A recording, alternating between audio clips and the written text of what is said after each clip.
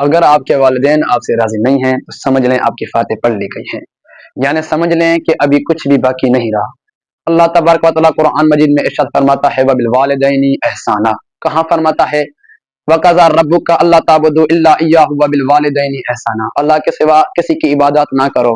اپنے والدین کے ساتھ احسان کرو، اپنے والدین کے ساتھ نیکی کرو۔ اس طرح کی 4 آیات قرآن مجید میں بیان کی گئی ہیں، جن میں 2 حکم اکٹھے بیان کیے گئے ہیں، ایک خداوند متعال کی توحید، دوسرا اپنے والدین کے ساتھ فرما برداری۔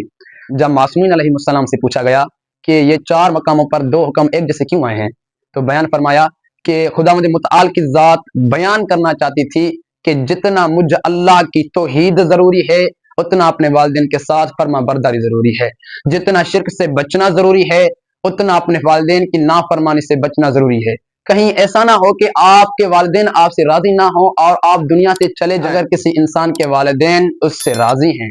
یعنی اس سے محبت کرتے ہیں، اس سے راضی ہیں، تو جب وہ دنیا سے جائے گا بڑی سلامتی کے ساتھ جائے گا اور اس کے اوپر کوئی پریشانی نہیں ہوگی۔